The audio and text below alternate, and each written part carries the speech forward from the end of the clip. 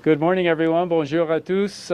Very special day, in particularly for me, making an announcement here at home in my riding, here in Vancouver, alongside the Prime Minister, the Premier, and Minister Boyle, alongside a number of our BC MPs as well. I'll just introduce the team who's here from, we just finishing up in Ottawa, Parm Baines, Wade Chong, Patrick Weiler, and Zoe Royer.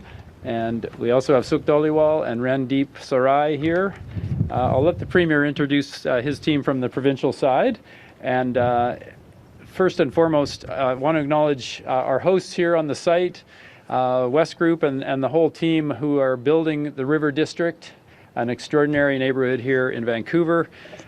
Vancouver's fastest growing neighborhood, I think, at this point, and fantastic housing with a mix of affordability, which is great work by many people over many years and coming to fruition here. As former mayor of Vancouver, I saw the difference that housing and infrastructure investments can make for our communities.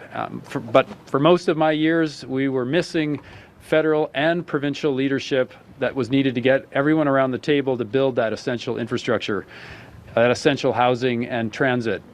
Je suis très heureux que maintenant, sous le leadership du Premier ministre Mark Carney, nous pouvons avancer avec notre plan pour bâtir un Canada fort. Now we have federal and provincial leadership alongside the community and a clear plan with a shared sense of purpose. We are delivering results by working together across all levels of government. And there is a deep alignment here with the BC government, and we've already forged a solid partnership on affordable housing. Better transit, community infrastructure, and local services don't just improve the quality of life, though. They help spur that housing, the development of housing, alongside job opportunities and stronger communities. And that's exactly what today's announcement is about, because building more homes, we need to build the infrastructure that makes that possible. And this is part of that broader effort. So the Build Canada Homes BC Housing Partnership is supporting home building and affordability across the province. Alors que nos communautés grandissent, on choisit d'être là, on bâtit des partenariats et un Canada fort. Through the Building Community Strong Fund and Strong Transit Fund, we are going to make investments with BC in the infrastructure that supports our growing communities. And with that, it is my great honor to welcome Canada's Prime Minister, Mark Carney. Merci. Thank you all. Wow. So good to be here. Good afternoon. I think we just made it to afternoon. Good afternoon. Premier Eby, what a pleasure. I'm going to say more about Premier Eby in a moment. Yeah, no, it's all good. It's all good. Well, it depends. Most of it's good. Ministers Robertson, Boyle, Farnsworth, Osborne and Green. I think I've got that all. My caucus colleagues from Ottawa finishing up a great session in Ottawa, great legislation that's moved forward, including making our communities safer and building the country, protecting nature, building the environment. It is always, this is the safest sentence to say, always great to be back in Vancouver, and especially great to be here on game day. Canada Guitar a few hours from now in BC Place. Also, somewhere around this great city is our Secretary of State, Adam Van Couverden, who is Canada's FIFA Sherpa. That is great work if you can get it. And somehow, I guess you get a gold medal, good things happen to you. Adam is our FIFA Sherpa. I said I was going to say a few more words about Premier Eby, and there's much I can say, but I just want to congratulate the Premier, the province of British Columbia, City of Vancouver, for showcasing the best of Canada and of the beautiful game. I mean, we are welcoming the FIFA World Cup here. It is the pinnacle of sport. More than 350,000 fans will come to Canada, to Vancouver. Yes, that will create thousands of jobs. Yes, it will add hundreds of millions, indeed billions, to the Canadian economy.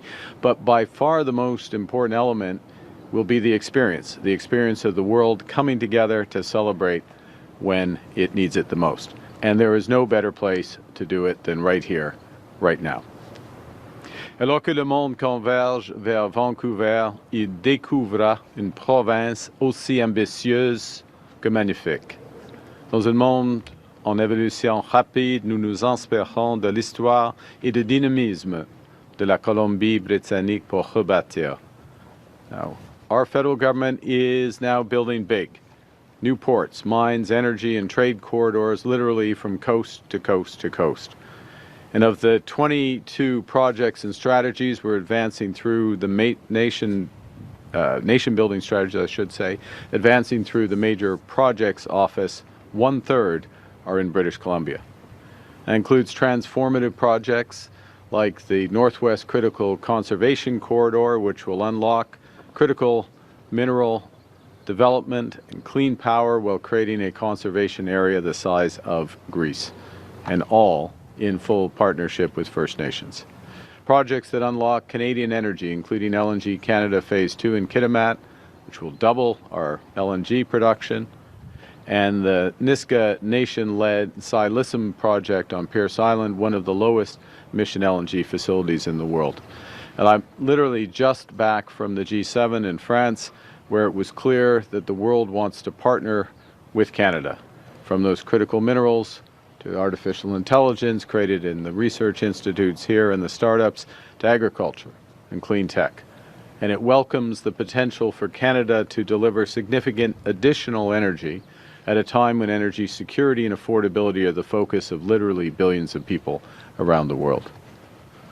Au cours de la dernière année, nous avons conclu plus de 20 partenariats économiques et de sécurité, de l'Inde à la Corée en passant par la France, et toutes veulent plus d'énergie et d'innovation de la Colombie-Britannique. So we're building big and connecting global, but most importantly, we're building local and connecting people. We're building new hospitals, transit, and wastewater systems through what Gregor just mentioned, the new $51 billion federal Build Community Strong Fund. We've already launched 37 projects, including the Marpole Community Center here in Vancouver. In September, we launched Build Canada Homes. We launched it as an entity in a few hours, I believe. Just passed. Look at that. Gregor moves faster. Just passed, just received royal assent, so officially Build Canada Homes, the agency, has passed, it's passed the Senate. Well, we've got a new Governor General. She's very focused. I'm sure it'll have a royal assent by the summer, or by the afternoon. The point is, Build Canada Homes, this entity, designed to catalyze an entirely new housing industry that's more affordable, more sustainable, more Canadian. And in just a few months, under Minister Robertson's leadership, we've committed to build more than 11,000 new homes through 14 partnerships across this country, including 700 units here in BC and a lot more to come. There's 4,500 units already under construction or about to break ground in the next 3 months. En mars, nous avons déposé un projet de loi qui permettra de débloquer 1,5 milliard de dollars en fonds fédéraux pour aider les provinces et les territoires à réduire le coût de la construction de logements. Et depuis, nous avons affecté plus de 280 millions de dollars spécifiquement à la Colombie-Britannique. Now, we know, above all in the Lower Mainland, there are challenges. There have been challenges in the housing market. But there are now signs of real progress. Rents are starting to come down. Affordability is beginning to improve. Rents are now at a 20-month low. The rent-to-income ratio has fallen to its lowest level in over 6 years. Vancouver, rent for a one-bedroom apartment down 6% over the last year. Now's the time to reinforce that progress by tackling housing from every angle. Some of the issues, BC, not enough affordable homes are being built. Emphasis on affordable. So demand continues to outpace supply. And at the same time, there's too many completed condos sitting empty. In Metro Vancouver alone, around 2,500 finished units are standing vacant with no buyers. With higher interest rates, weaker investment demand, developers are stuck. They don't want to sell at a loss. They can't afford to hold those empty units indefinitely. And the problem is that those empty homes don't just sit idle. They also disincentivize new construction, unsettle lenders and investors, create a housing market that, in effect, feels frozen. Result, too many British Columbians still can't find the homes that they can afford. Nous changeons tout cela avec un plan qui s'attaque directement à ces défis afin de libérer l'offre de logement et d'améliorer l'accessibilité au logement. So today, with the Premier, we're pleased to announce that Canada and British Columbia have reached a landmark new agreement to help build more homes, to bring down housing costs, and modernize infrastructure across the province. We'll do this by working together to reduce development charges. We will convert vacant condos into affordable housing, and we will invest in community infrastructure from schools and hospitals to public transit. Now, I mentioned development charges. They're one of the biggest barriers to new homes. These are the fees that are charged to developers that help fund the infrastructure needed to support new housing. That means water mains, roads, parks, community facilities. Ils peuvent retarder des projets avant même que ceux-ci ne démarrent. Et lorsque le logement est mis sur le marché, les coûts cachés sont bien souvent transférés aux acheteurs et aux locataires. So through the Build Community Strong Fund, Canada will invest $1.6 billion in community infrastructure over the next decade. The BC government will match that investment. So that means $3.2 billion to finance the infrastructure communities need to support that housing, all while reducing municipal development charges that often get passed on to home buyers. Result, more people can afford homes and they get great infrastructure alongside it. Under this agreement, development charges on multi-unit housing projects across BC will be reduced by up to 50%, 50%, for the next 3 years. That means lower upfront costs, greater certainty for builders, more affordable homes for you to buy or rent. That could mean for a new unit reducing costs by up to $40,000. Now, there's another thing we can do, and we're working together to do, which is to increase housing supply by making better use of units that already have been built. And to that end, we're announcing today that Canada and BC will have a new partnership on condo conversion. We're going to leverage innovative financing tools from Build Canada Homes to convert thousands of vacant condos into affordable homes. C'est l'une des moyens les plus rapides et les plus efficaces d'augmenter l'offre de logement, transformer les biens immobiliers inoccupés en logements abordables. Au cours des prochains mois, nos gouvernements officieront ce partenariat et commenceront à remettre sur le marché des logements abordables d'ici cet automne. So by the fall, we'll work to offer these condos on the market. Finally, we will increase the housing supply across the province. As we do so with our various programs, we'll also build that essential new community infrastructure. That means new and improved transit systems, hospitals, community centers. We're providing $50 million to support community infrastructure projects, water systems, in coastal communities, and with priority projects in Terrace and Prince Rupert.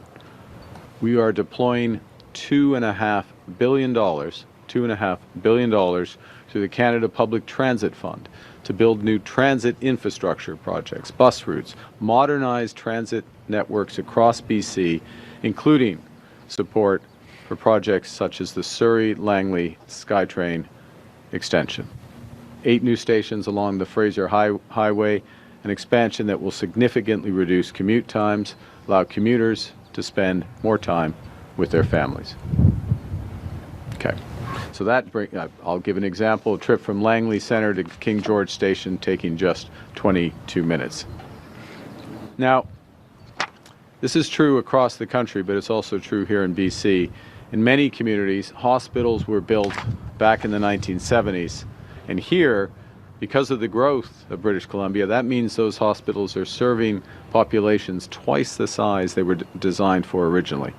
Families have to wait too long for the care that they need. So we've agreed to partner with the province to upgrade and expand hospital rooms, emergency rooms, urgent care centers, medical schools, and other critical health facilities. We'll each contribute more than $600 million so that more British Columbians can get faster health care when they need it. And I want to take a minute to speak about one particularly important part of today's announcement. Back in February, dark days of February, and they were dark days, the Premier and I, and many of you, but the Premier and I went to Tumbler Ridge in the wake of the horrific shooting at the secondary school. We sat down, we heard directly from the students, their parents, their teachers. We talked to the first responders, the neighbors, friends. And we talked about what could be done to begin to help heal from that trauma, that loss, unspeakable tragedy. And the Premier and I, amongst other things, we promised that we would be there for the community as they rebuild.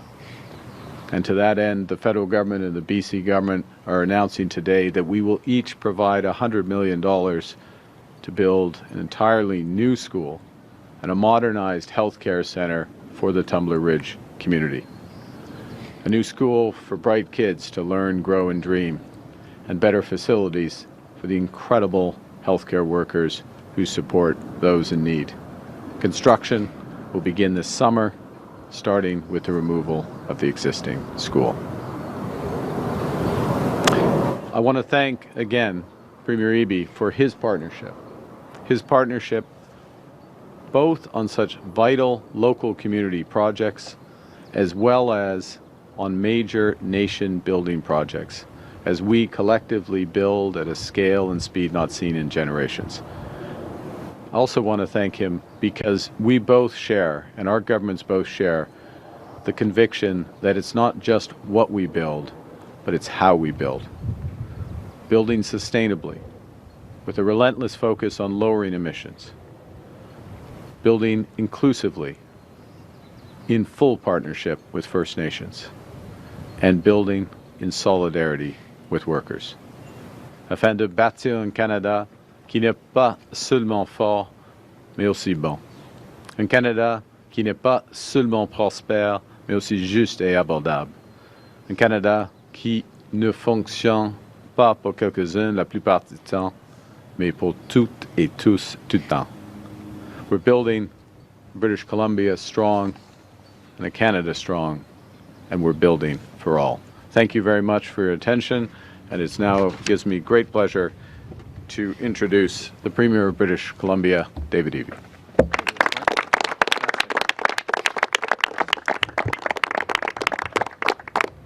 Thank you very much, Prime Minister. We are so glad to have you here in British Columbia. I'm joined by my colleague, Susie Chant, from the North Shore. She, in her community, is C-SPAN, where they're building the ships right now under a national shipbuilding strategy to protect and defend Canada and reestablish our seafaring capacity in the country. Nikki Sharma, our Attorney General, that worked with your team on delivering meaningful reforms around the criminal law, and super appreciative of your team's efforts to get that all across the line. Jesse Sunner, who is working on a $250 million training fund for young people so that they can get the skilled trades training that they need on the major projects that they're working on delivering for Canadians together. Sunita Deer, who has been working overtime to ensure that people who arrive in Canada, new arrivals, get the skills, get their experience recognized so that they can get to work. Gary Begg, our caucus chair, who helps keep everybody together in a line, former police officer from Surrey, and Amna Shah at the end of the line, who's working on our anti-racism strategy, among other pieces. This is your hardworking BC team here in British Columbia, and of course we'll have the Housing Minister speak in a moment. Did I miss? George Chow. George Chow. You know, this is George Chow's constituency, I think. And he's hosting us here. This neighborhood that we're in is probably the fastest growing neighborhood in Vancouver. George has welcomed 4,500 new constituents on a former industrial site here.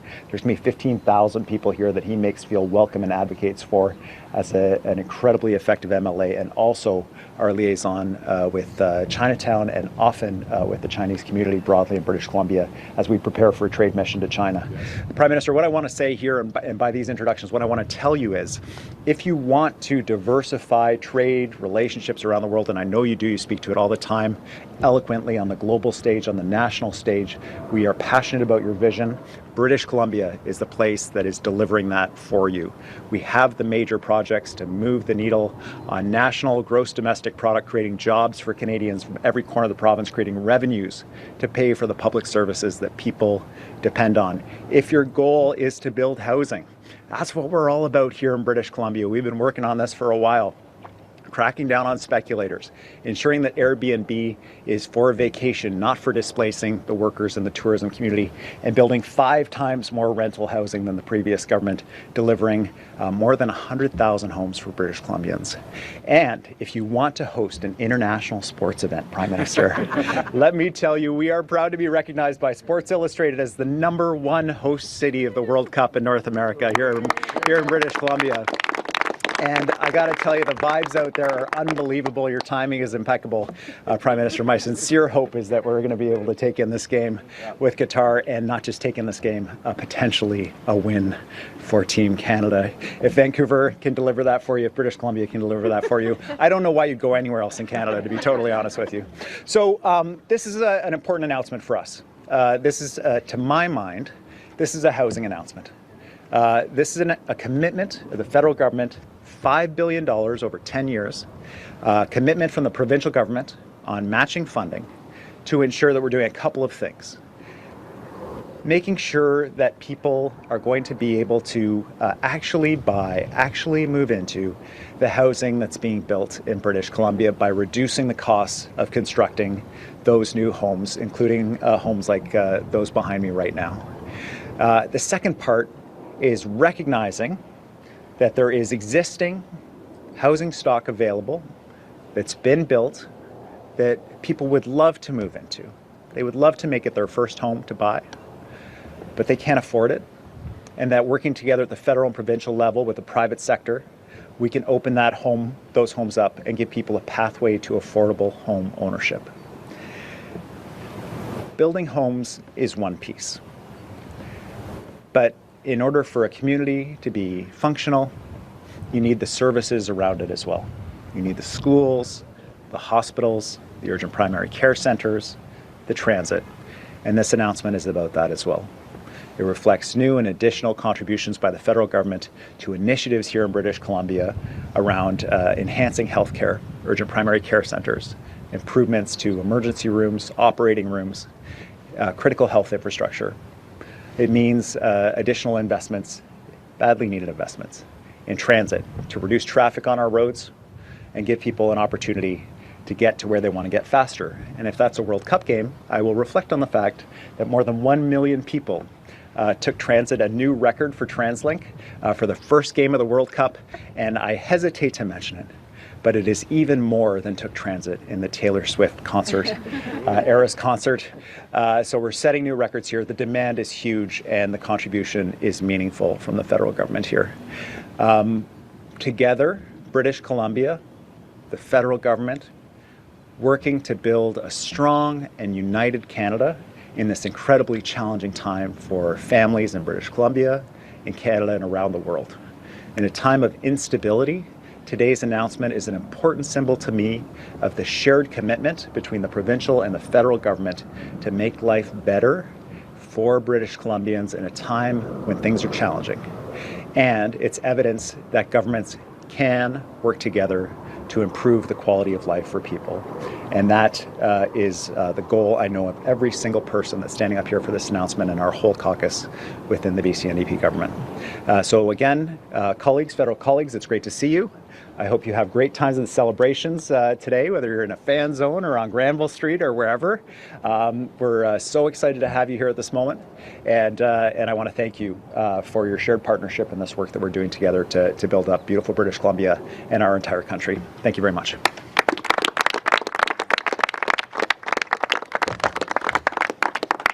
Thank you, Premier Eby. Good afternoon, everyone. I'm your cleanup speaker here, so I will be brief, but so excited to be working in partnership with the federal government, to be here with so many dedicated colleagues across both levels of government on this announcement.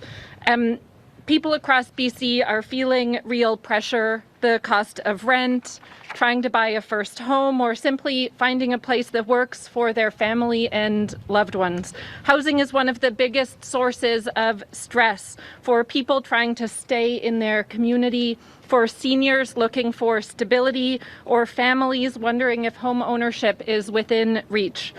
Our job is to stay focused on what matters most, building more homes faster and more affordably, removing barriers and supporting communities as they grow, because housing and infrastructure go hand in hand. We can't build homes without water systems and roads and good transit, and we can't do it if costs are too high to keep projects moving. That's why this work matters, and why Canada and BC are making billions in investments to continue to see projects move forward, turning empty lots into homes and making sure people can see and feel real progress in their communities and in their lives. Since 2017, we as a government have made a historic $19 billion investment in homes for people. We now have more than 99,000 homes delivered or underway in communities all across British Columbia. Asking rents are now consistently going down faster here than anywhere else in Canada, saving British Columbians thousands of dollars every year. Vacancy rates are going up, offering more choice for renters and the ability, in many cases, to negotiate their cost of rent. And rental construction has tripled in 2025 compared to what it was 10 years earlier. By working together across governments, we're taking practical steps to build more homes in strong and vibrant communities. Thank you, and I'll invite Prime Minister Carney back up to answer media questions. Or whoever. Exactly. Yeah, just to be great. clear, The group project. you're welcome to ask anyone. And if you're standing up here, you can get a question and you can answer. So we all welcome. We'll turn to questions now. Yeah. We'll do 20 minutes. Please identify yourself and your outlet and who the question is for. Première question, morning. first question. Graham Wood from Business in Vancouver. Generally, higher property taxes will result in lower land values. So what you guys are doing is you're lowering taxation on property through DCC's elimination, and you're drawing this money from income tax revenue. And so have you considered that aspect? What we've considered is that and we see this. I'll speak from a federal government perspective. We look across the country. There are certain provinces, BC and Ontario particularly, where development charges have reached a level where they were pricing out ordinary people, I can put it that way, the average home purchaser, and certainly in affordability. And there are advantages, there are synergies in some of the programs that we can have, both at the federal and provincial level, to help provide that infrastructure. Because after all, the development charges for the infrastructure gets capitalized up front, since we're talking about tax, gets capitalized up front, hits and gets passed on through to the buyer of the home, as opposed to what the federal government can do, the provincial government to do, particularly working together, which is to smooth that over time, build world-class infrastructure, community infrastructure, make the homes more affordable, get more people into those homes. And I'll just underscore one last thing, which is that by doing this for 3 years, it's the construction over that period of time where the savings will take place. Remember, we're providing infrastructure funding over 10 years, so the infrastructure gets built. And it's a chance to prove this model at scale more affordable housing, better communities, and we'll see as we move forward as governments about extending it. But thank you. Great, thank you. And follow up? Do I go follow up? I guess you do. Yes. Yeah. What? Sorry. These are two-bedroom homes up here. They're about $1.2 million still. Rents have gone down 6%, but it's completely still out of whack. Do you want to see home prices fall even further, especially in the Metro Vancouver region? What we want is to establish, and I'll speak from a federal perspective, Metro Vancouver, Lower Mainland, across British Columbia, across Canada, is to build more and make available more affordable housing that works relative to what people's incomes are. And that means supply. It means more supply, obviously. It means part of that supply coming in innovative ways. I'm turning towards Minister Robertson because we're just in the early days. Literally, the legislation has gone through the Senate moments ago of establishing Build Canada Homes, which is a factory-built. It's a way to build much more effectively, more Canadian, lower emissions, lower costs, and build out and providing that strata of more affordable housing across. So that's a supply point. But it's also about removing, as we just talked about, some of those charges so that more people can get into the homes. And I'll just underscore, you heard it, but I know you understand it, is looking out at condos. You're not pointing at that's unoccupied, but condos that have been built, that are unoccupied, that are going to sit there potentially for another couple of years.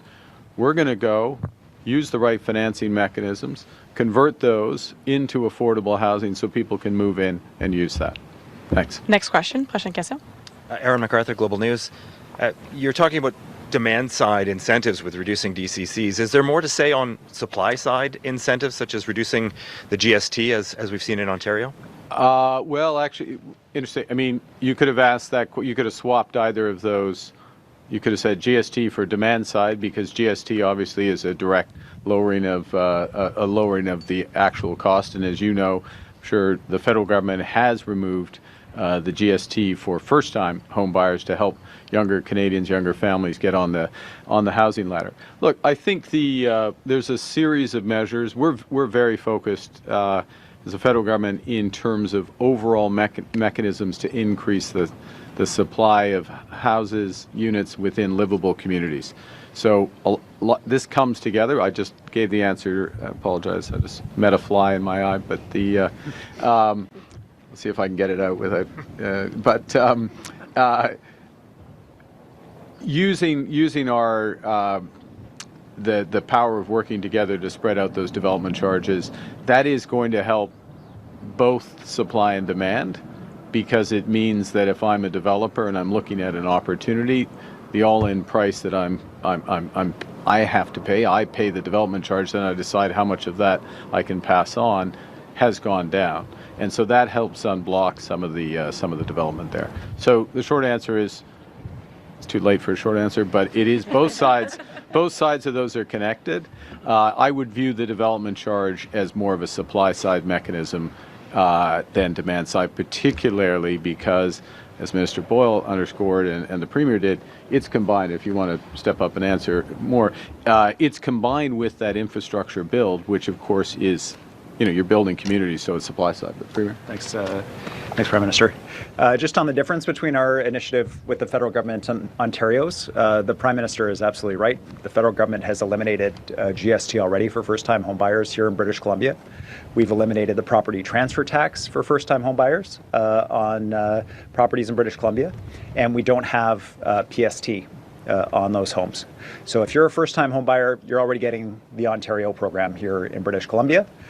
So when we engaged with the federal government, it was like, do we want to extend that tax relief to people who have already bought into the property market, who might be buying their second or third home? And the answer was no.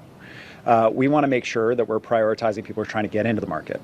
And that has led to the innovative conversations with Minister Robertson and his team, supported by the Prime Minister, about how we can work with the private sector in this underused stock inventory of condos to facilitate more people being able to get into the housing market, and that's what I'm really excited about. It is a very different program than Ontario's, but we're also in a different environment here. And I'll just reinforce that last point, which is housing is not a commodity. There are different structures in different markets and markets in different places of their evolution, and that's why when in designing, you work with the province and the province works locally, and that's why you see all the individuals up here, because they're representing that. As a follow-up, I'd like to hear more about converting empty condos into homes for people. Does that involve the government buying extra stock from developers and then renting those out, or reselling them? Are there details you can give us on that? You have two things. I mean, there's different models, and we'll work through the modalities and bring it out in the fall, is what I said in French. But you can do both, and my view, experts will design it, but one would look to do both. Effectively, though, what you're doing is buying them at a price, spreading out the financing, because you can do that, the financing of the underlying condo at our financing rate, but targeting at a level that is affordable. So, and it is a way to clear off on the books of this overhang. Yeah. Next question. Hi, my name is Rob Buffum. I work at CTV, and my question is for the Prime Minister. It's on behalf of a colleague, and it relates to CUSMA. President Trump, as you'll know, has made a range of comments on how he feels about CUSMA, including yesterday talking about his preference for it terminating immediately.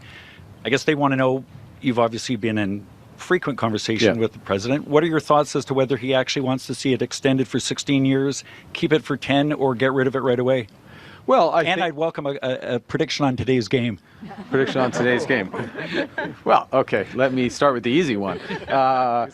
First off, I think today's game, I think it's going to be a great game. I think it's going to be a great match because the Qataris they're a good side. We saw it against Switzerland. It wasn't just the late goal, but the way they were organized, and they're tough at the back. Canada's, it's an exciting team. It's an attacking team. Alphonso Davies is going to be back, suited up. He's on the bench. We're recovering from our injury, so we've got a lot of options. We're great at the back. We've got a great keeper. So I think it's going to be great. The atmosphere is going to be unbelievable in BC Place. The atmosphere on Granville, the atmosphere around here, atmosphere everywhere is unbelievable. You can feel it in the city. So it's going to be a great game, and I can't remember what the first part of your question was about. Does Trump want to get rid of it right away? I know. No, look, I think, as you say, I had a number of conversations with the president in parallel in the last few days at the G7 on a range of issues, including some of the commercial aspects. But there were very detailed, a series of technical conversations. That slightly diminishes them, I just call it that way, but Minister LeBlanc, who's responsible for this, our chief negotiator, Ambassador Greer, who is the U.S. Trade Representative, we continue to work through a number of issues which are all related. And what I'll refer to is, let me take Ambassador Greer's testimony to Congress on a variety of occasions. In effect, the underlying structure of CUSMA has been preserved. It continues to operate for 85% of our exports. Without any action, it will remain in place for the next decade. There's an opportunity to extend it. There's always been the opportunity for any of the parties to cancel it with 6 months' notice. It's no secret the president in recent years has not been the biggest fan of CUSMA or other trade deals, but there are specific things that we can work together on, and including, I'll just put on the table, since we're in British Columbia and we're talking housing, on forest products, which we continue to press with the Americans. Thank you. My follow-up is for Premier Eby. Premier Eby, there was a poll out yesterday you'll be aware of from Angus Reid that showed your party trailing the Conservatives by 11%, and people are dissatisfied with things ranging from affordability to housing to health care. The latest cost estimate for FIFA ranges up to $729 million. How important for you is it that this thing goes off successfully? How much is invested in terms of your government with people catching FIFA fever, and probably fueled by a win today from Canada? Well, the priorities for British Columbians are what we're talking about here today. It's affordable housing, it's affordability generally, it's strong public services, healthcare, transit, and it's jobs and opportunity. It's what we're working with the federal government on all the time. I sure hope Canada wins. But in terms of the election 2 years from now, what are people going to be looking at? It's like, do I see an opportunity for myself to get into the housing market as a young person? Do I see a future for myself in the province? Do I have opportunities for high-paid jobs to deal with affordability issues? Has the government been working where they can to drive down hydro rates, car insurance rates? And what are the proposals of the other party? The key for any poll, especially right now, is that a very large number of people are undecided. They are looking for governments to deliver on their priorities. That's what our government will be focused on for the next 2 years. And then the ultimate poll will take place, which is the election.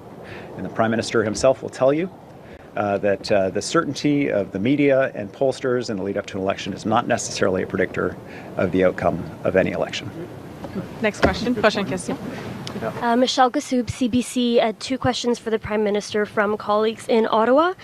Was a foreign entity involved in a criminal for hire network that is behind shootings at Toronto synagogues and the U.S. consulate? I won't comment on specific investigations underway. Follow up. And you recently said the American and Israeli military action against Iran was worth it. Do you believe that military action was necessary to get the deal that the U.S. and Iran now have? I think, as I said in recent days, that I welcome the deal that President Trump has negotiated, and I want to particularly today acknowledge the leading role that His Highness the Emir and his Prime Minister Al-Thani, played in helping to bring this conflict to an end, or create the possibility with this agreement to an end. And we had extensive discussions about the agreement with the Emir, with His Highness Sheikh Mohammed of the United Arab Emirates, with President al-Sisi, with other players in the region and beyond. And what's important now is to make this work, because what it does is it creates more than a framework, but it creates a foundation to achieve peace. And what's necessary for that peace is a few items that I'm just going to underscore. The first is why this all started, which is ensuring that Iran does not acquire a nuclear weapon. That is at the heart of this agreement. It's all anchored in and around that. There is a exceptionally broad coalition of countries now that are dedicated to that in the region, beyond the region, and Canada fully supports that. We supported that objective from the start. Secondly, that the broader aspects of this conflict, particularly in Lebanon, are addressed. It is part of the agreement. Thirdly, that the financial elements and other elements of the agreement are performance-based, so that they're not, there's no automaticity to them. It's actually progress with respect to the strait and with respect to denuclearization. And fourthly, and this is crucial, and I want to underscore this, you will see it in the joint statement of G7 leaders that came out in the last 24 hours, that we take the broader opportunities that are created by this agreement. Let me be very specific. You saw G7 come together and reinforce the intention for actual, Canada did on the day, but also the intent of further sanctions on Russia to end the senseless slaughter in Ukraine. The resolve there has been redoubled and broadened, including the economic sanctions there, because, in part for some, because of the stabilization in oil markets and others, and also the broader efforts for broader peace in the Middle East, very much including Gaza and the West Bank. Thank you. Next question. Kurt Blank, City News. Also a question for the Prime Minister. I'm glad you brought up the G7 leaders there were quite favorable about the role that Canada could play in providing energy supplies to the global market. Some analysts, though, have been kind of skeptical on whether just one new pipeline to the West Coast, an oil pipeline, would be enough to keep up with demand. Is your government hoping to build more pipelines than the one that's being discussed with Alberta? So thank you for raising that question, because it was significant. And let me give the quick context and answer your question directly. The first is that you always need to apply the lessons of a crisis, certainly a war, a conflict. One of the lessons of this conflict is might have been obvious to some going into it, but it's certainly obvious to everyone now, of the extreme risk created by the concentration and the risks of the Strait of Hormuz. There's a need to diversify energy infrastructure in that region itself. I won't go into all the details, but there was discussions of multiple pipelines and new energy infrastructure in that region so that the export in future would not be 100% dependent on the Strait of Hormuz and very serious part. And within that context, the G7 and the broader partnership recognize the very considerable contribution that Canada and British Columbia can and is and will make to energy diversification. Why do I say that? Yes, there's discussion, as you know, of a coastal pipeline and expansion of TMX, two important contributors, but LNG too, silicims, wood fiber. I mean, these extraordinary projects that only Canada, and I would say only Canada and British Columbia can do, which are Indigenous partnerships, low carbon LNG trains. So in other words, the actual liquefaction in that process is best in class, top quartile, top decile, in some cases ultimately net zero.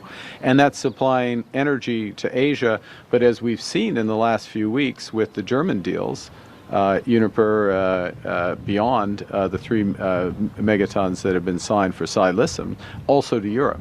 So there's an acknowledgement of all of that diversification. Last point. There's also acknowledgement, not in that sentence, but in the discussions, that we have an opportunity to double our clean grid in this country. Clean power grid, of course, I'm in British Columbia where hydros plays such a crucial role, but we have other assets across the country. And in doing so, we can be a clean power supplier, first and foremost for Canadians in an affordable way, but also for manufacturing, for artificial intelligence, if that's appropriate. That's what we want to do. And that is a huge contribution to the world going forward. So yes, we have that opportunity, and I'm pleased that we're working together on the clean power side. Think of the Northwest Conservation Corridor, the NCTL transmission line as one example there. We're working in a way that for conventional energy is lowest carbon as well. So thank you. And we'll have time for one last question. Dernière question. Hi there, Thomas Steele from Bloomberg. A question for, I think, Prime Minister and the Premier. You mentioned forestry, and I think at this point there's at least $8 billion sitting in trust collected in duties. I think it's well over that at this point. Yeah. Is Canada's position that all of that should be returned, or is there a haggling going on at this point about the US getting some or all of that to get to a settlement? Canada's, well, first off, the money is not Canada's. Obviously, the money is the money of the companies pursuing rightfully litigation associated. Our core position is that it is in both the interests of the United States and Canada, and not to mention being consistent with our trade agreements, for a return to freer trade in forest products. We're here. We're talking about housing. We're talking about affordability. We're part of the solution for affordability in the United States as we are here in Canada. There are aspects of a negotiation and flexibilities that exist, but we have to start with a core objective of moving towards that greater access. But let me add one other thing, and I'll let the Premier finish, which is we have worked. And at the Premier's urging, and rightly so, but we've worked very closely on a forest product strategy for transformation of the industry alongside that negotiation. So it's not instead of, but it's alongside. We've most recently had a meeting, I think it was 10 days ago, or maybe it was just a week ago, here to take the next steps on that. We're providing billions of dollars, but we also need to look at how the industry is structured, all elements of the value chain, so that we're getting the most opportunity for our forest products workers, for our industry as a whole. Part of that answer is with Build Canada Homes and others, but it's a much broader elements of that. There is a clear resolve in order to achieve that alongside the negotiations with the Americans. But Premier, I'll give you the last word. Thanks, Prime Minister. We have been working closely with the federal government on this crucial issue for British Columbians. It's hard to describe to overstate the importance of the forest sector to British Columbia and to Canada's economy. Bigger than steel and auto parts combined nationally. And certainly a major driver in BC, which is why I'm glad to see the Prime Minister and his team giving attention to this key issue. Most recently, a federal technical advisory group to assist us in working together, both to support the sector through this difficult time with the United States, but also to find ways to export more products to jurisdictions other than the United States. Our key point over and over with the ambassador, with the Consul General, when we were in the United States, is that there is $8 billion in a bank account that would be a huge benefit to the sector across North America, allowing modernization, allowing value add, creating jobs and opportunity, and to see the Americans increasing their imports of lumber from Russia instead of from British Columbia and Canada doesn't make any sense to us at all. I think there is a win here for everybody on the forest industry across North America, and I am very hopeful that the President and his trade team respond to the engagements of Canada at the national level to sit down and talk about this, because there is a win-win here for everybody, and a deprivation of a source of revenue for a dictator who's currently attacking Ukraine and waging war in Europe. Unacceptable. Let's move forward together. Thank you, Premier. Thank you, Prime Minister. This puts an end to our... En français. OK. En oui, très rapidement. Je sais que vous... Dernière question, rapidement. OK. Ouais, merci beaucoup. OK. Vas-y donc. En fin de session parlementaire, votre gouvernement a fait avancer au moins 9 projets de loi en utilisant des bâillons, des limites de temps sur les débats. Est-ce qu'il y a toujours une place pour le débat démocratique aux communes maintenant que vous êtes majoritaire? Et si oui, laquelle? Oui, il y a plusieurs débats.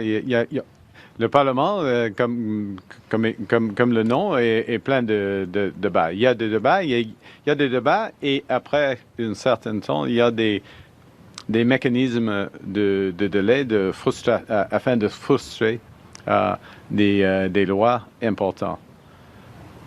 En parlant, par exemple, des lois qui concernent la sécurité des gens près d'ici.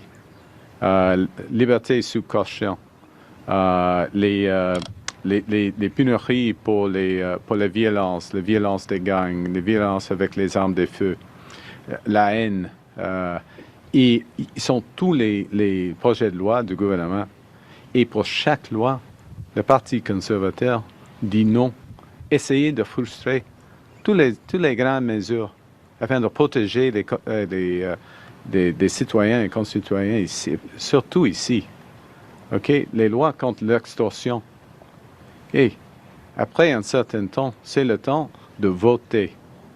Et le Parti libéral votait pour la protection des citoyens et des concitoyens. Et les partis conservateurs votaient chaque fois contre. Ça, c'est la ligne finale. Hein. Merci. Et merci beaucoup. Thank you very much. This was the end of our press conference. This is my final conference.